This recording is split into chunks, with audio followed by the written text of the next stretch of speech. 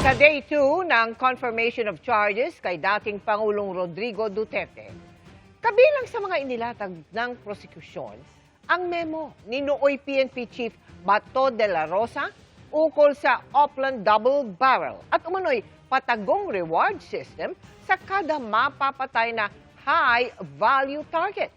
Mula sa The Hague, nakatutok live si Mariz Umali. Mariz? Mel, nagpapatuloy ngayong ikalawang araw o session day ng confirmation of charges hearing ng International Criminal Court ang submission on merit ng prosekusyon. Sumentro ito sa counts 2 at 3 ng kasong crimes against humanity na kinakaharap ni dating Pangulong Rodrigo Duterte. Ngayong araw ay ipinrisinta ng prosekusyon ang basehan kung bakit dapat malitis si dating Pangulong Rodrigo Duterte sa count 2 at 3 na reklamong crimes against humanity of murder at attempted murder. Sa count 2, sakop nito ang 5 insidente ng pagpatay nung panahong nakaupo na sa Malacanang si Duterte mula July 2016 hanggang July 2017. Tinukoy ng prosekusyon ang memo ni noo'y PNP Chief Bato Dela Rosa na Oplan Double Barrel para in-neutralize ang mga kriminal na ayon sa isang witness ay nangangahulugang patayin. Ang 14 na biktima ang mga tinawag na high-value targets dahil sa pagkakasangkot umano sa drug manufacturing o mga drug syndicates. Naroon daw sila sa isang listahan na tinawag na PRRD o Duterte List at marami raw sa listahan na patay. This list was used by the police in their operations. And if you are in the list, you will be the subject for police operations. And most of the time, the people on the list are killed. So basically, the PRRD list is a dead list. And Mr. Duterte publicly paraded this PRRD list on multiple occasions. Sabi ng prosekusyon, may patagong reward system o pabuya para sa mga pulis sa kada mapapatay nilang high-value target. Kasama raw nito ang pangako ni Duterte na poproteksyonan niya ang mga pulis at militar na magsasagawa ng mga pagpatay. So that was Mr. Duterte's message to the military and to the police. Kill, whether or not your target pulls a gun, and I will protect you. And Your Honours, as we will now hear during the same speech, in case there was any doubt, Mr. Duterte made it very clear that this promise of protection related not only to lawful killings. For as long as there is that power to pardon sa Konstitusyon, yan ang weapon ko against crime. Magmasakir kayo ng 100, 100 din kayo, edi pardon lahat Restored to full political and civil rights, plus a promotion to both. Kasama sa mga pinaslang sina Rolando Espinoso Sr. at Raul Yap na pinatay habang nasa kustudiyan ng Leyte sa Provincial Jail sa Baybay City, Leyte. Problema niya ay yung mayor ng Albuera. Mabuti, nakaabot siya doon kay Bato na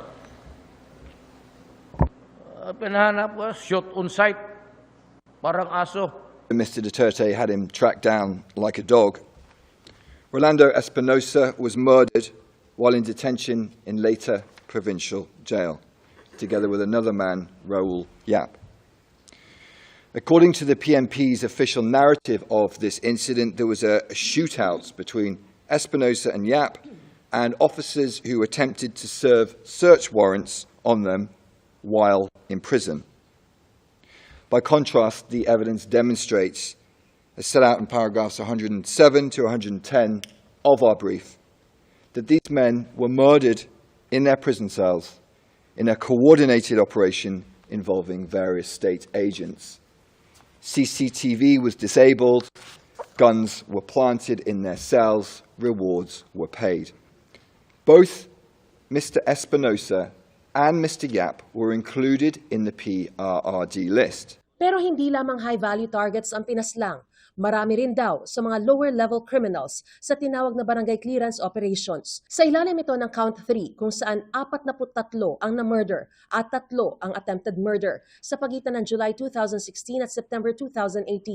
Ang nakababahala, meron ditong mga bata gaya ni Kian de los Santos at 2 iba pa. A 17-year-old child named Kian de los Santos was murdered in Caloocan. The police claimed that Kian de los Santos shot at them and they were forced to shoot him dead in self-defense. Another victim blamed for his death.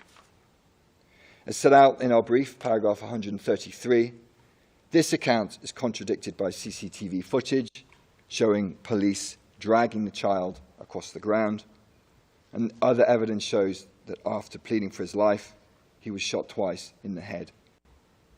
And the next slide is a graphic image, Your Honours.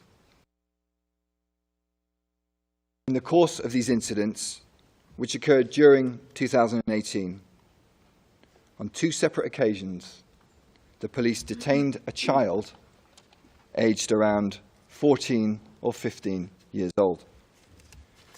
On each occasion, the police wrapped the child's head in packing tape so no one could hear them scream, and then strangled the child to death with wire. It's difficult to imagine a more terrifying end to 2 lives that had barely even begun. And these murdered children were then sold to funeral homes who profited from their bodies.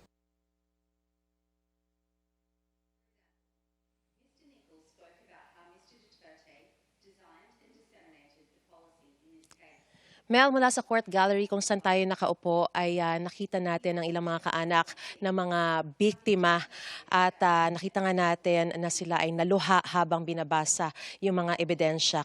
Kabilang sa mga nakita natin si Leory Pasco na namatayan ng 2 anak at si Shira Escudero na namatayan ng kapatid. Samantala, isinumitan naman ngayong araw ng defense panel ang isang request to waive rights para di na raw umattend si dating Pangulong Rodrigo Duterte sa hearing ng review of detention sa Biyernes. Isinumiti rin ang ilang liham na pirmado ni Duterte kung saan sinabi niya na ipinaalam sa kanya ng mga abogado niya ang consequences kung di siya dadalo sa pagdinig. At yan ang pinakasariwang balita mula pa rin dito sa Media Center ng International Criminal Court. Balik sa Mel.